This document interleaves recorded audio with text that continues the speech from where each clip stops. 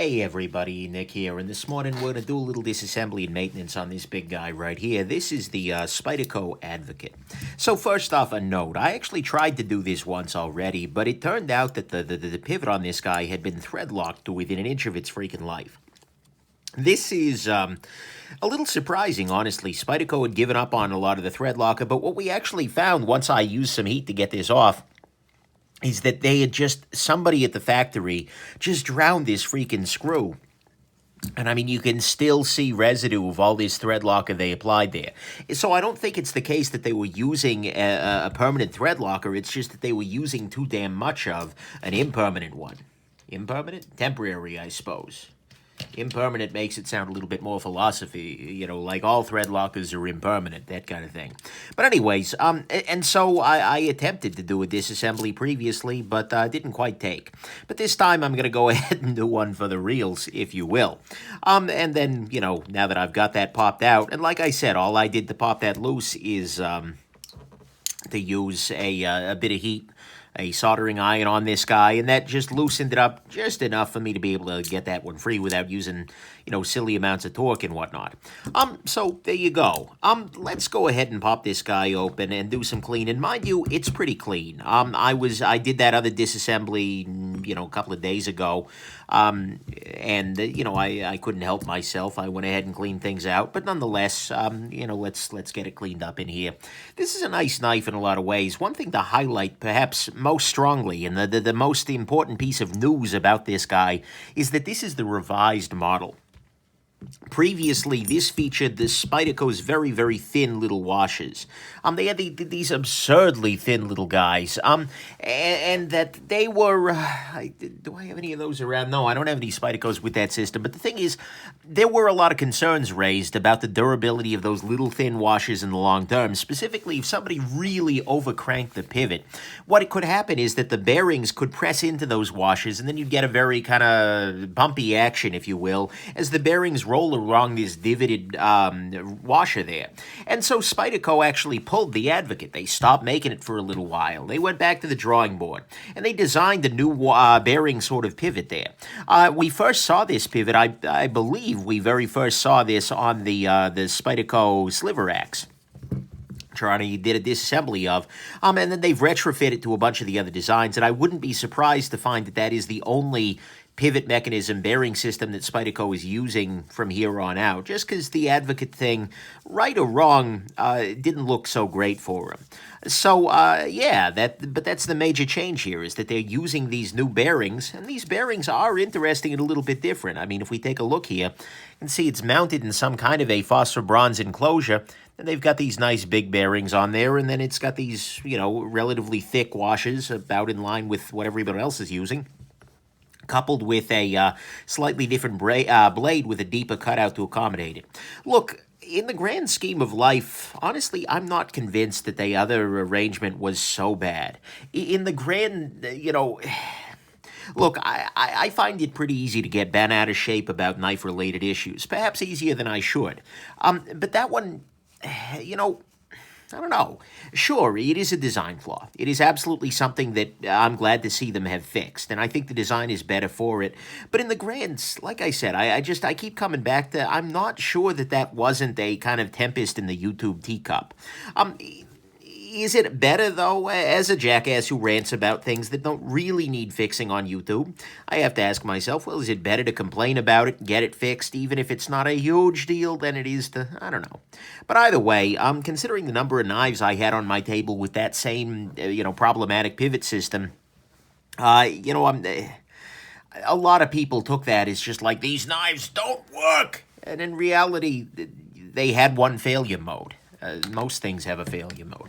Whatever. I don't want to sound like I'm sucking up or anything here, but I'm not super feeling like that was a major concern. But it is fixed now, and that is a good thing, 100%. I like this new design better than I like the old one, just because it removes the possibility, really, for that to happen. And so, great. I think that's win-win, and if the pressure from some folks in the YouTube community, namely Apostle P, is what it took to improve that design, then great. Yeah, like I said, that is it's a weird thing. dealing with social media as a knife company's got to be very strange. Hey, speaking of which, unrelated, this is actually the very first knife that was sent to me directly from Spyderco.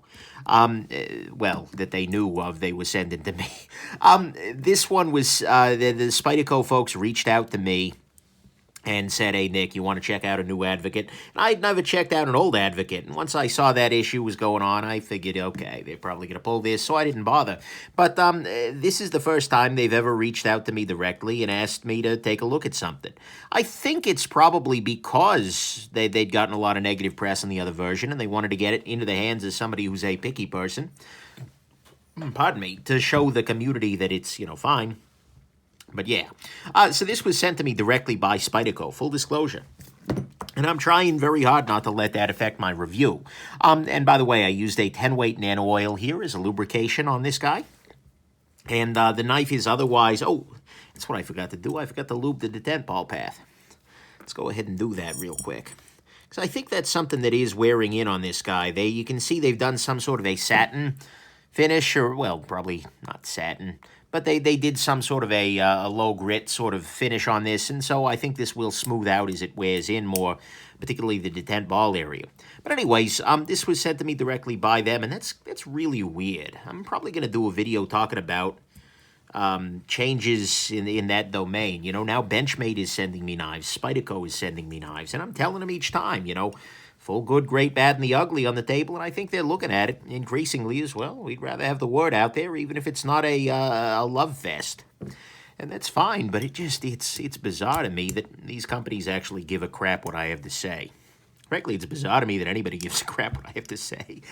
But yeah, so that's an interesting development.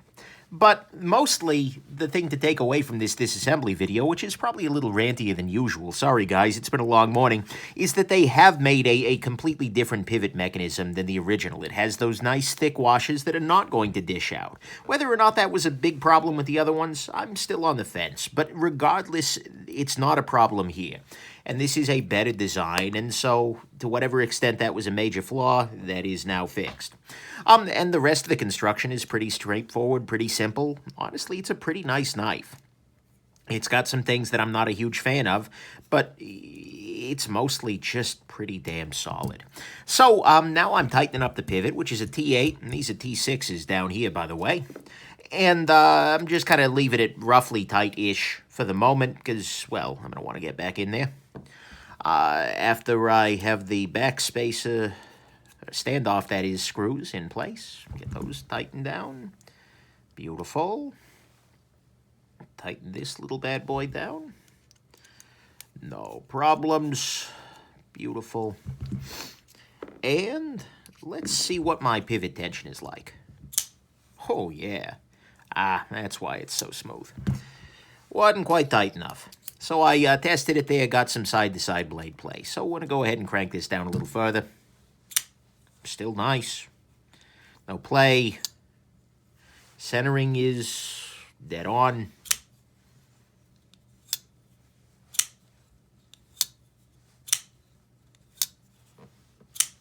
Let's see if I can relax this just a tad. Beautiful. And we are all set. So anyways, that's the Spyderco Advocate with the new version, with the new hotness in the pivot system. And hope this has been interesting to you, that I wasn't too rambly here. And that you have yourselves just an absolutely wonderful rest of the day, and that I'm effectively able to advocate my position on this knife. You don't advocate a position, you advocate for one of them. Anyways, whatever. To convey, but that's no longer I give up. Bye now.